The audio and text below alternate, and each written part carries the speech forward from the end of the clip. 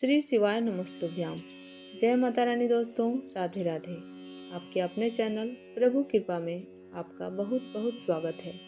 माँ भगवती दुर्गा की कृपा आप और आपके समस्त परिवार पर सदा सर्वदा बनी रहे। दोस्तों आज हम आपको चंद्र दर्शन की एक अद्भुत कथा सुनाने जा रहे हैं। यह कथा न केवल चंद्रमा के महत्व को समझाती है बल्कि हमें भक्ति, विश्वास और शक्ति का संदेश भी देती है। तो आइए इस पावन कथा का श्रवण करते हैं। एक समय की बात है, प्रजापति दक्ष की 27 कन्याएं थी जिनका विवाह चंद्रदेव से हुआ था। सभी पत्नियों में रोहिणी चंद्रदेव को सबसे अधिक प्रिय थी। चंद्रदेव हमेशा रोहिणी के साथ ही समय बिताते थे और अन्य पत्नियों की अनदेखी करते थे। इससे अन्य 26 पत्नियां अत्यंत दुखी हो गईं और उन्होंने अपने पिता प्रजापति दक्ष से अपनी व्यथा सुनाई।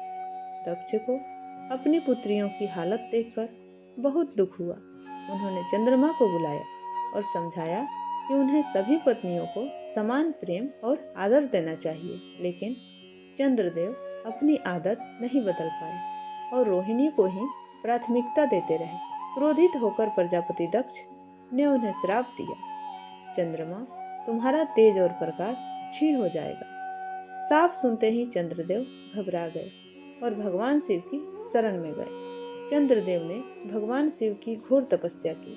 उनकी तपस्या से प्रसन्न होकर भगवान शिव प्रकट हुए।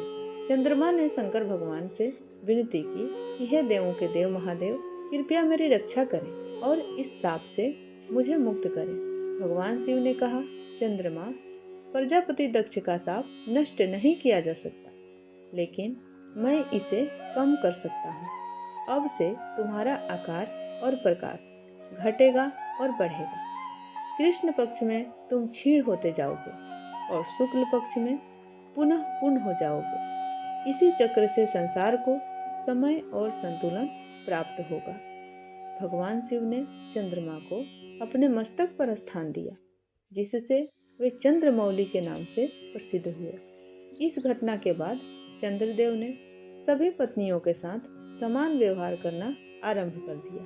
चंद्रमौले जगत गुरो नमस्ते शंकर प्रभो, शरणं गच्छामि शंभो करुणामय दिव्य चंद्रमौले। प्रिय भक्तजनों, किसी के साथ अन्याय या भेदभाव हमें नहीं करना चाहिए। यदि हम दूसरों के प्रति अन्याय करेंगे तो उसका परिणाम हमें भी भुगतना पड़ेगा। चंद्रमा की स्थिति से हमें यह भी सीख मिलती है कि जीवन में उतार चढ़ाव आते रहते हैं, लेकिन हमें हर परिस्थिति में संतुलन बनाए रखना चाहिए। इसके अलावा भगवान शिव की उपासना और तपस्या का महत्व भी इस कथा में दर्शाया गया है। शिव जी ने चंद्रमा को न केवल उनका सम्मान लौटाया बल्कि उन्हें अमर बना दिया। इसलिए हमें भी विपत्ति के समय भगवान की शरण में जाना चाहिए। नमः सोमाय चंद्राय सोमराजाय धीमहि तन्नः सोमः प्रचोदयात् चंद्रदेवाय नमः। चंद्र दर्शन को हिंदू धर्म में बहुत शुभ माना जाता है।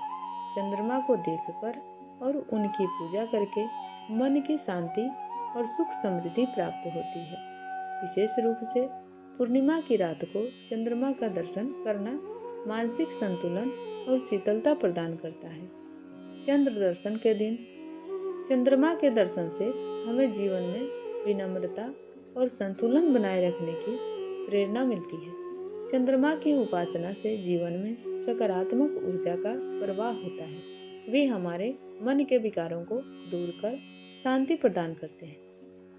शशांक शेखराय नमः चंद्रमंडल धारिणे सोमराजाय सोमाय नमो नमः शिवप्रियाय।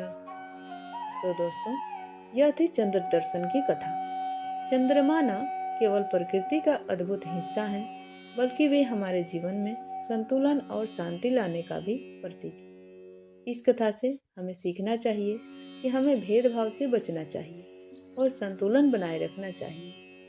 अगर आपको यह कथा पसंद आई हो तो कृपया हमारे चैनल को सब्सक्राइब करें, वीडियो को लाइक करें और अपने दोस्तों के साथ शेयर करें और कमेंट बॉक्स में राधे राधे जरूर लिखें। हम फिर मिलेंगे एक नए वीडियो के साथ। तब तक के लिए जय श्री राधे। हर हर महादेव।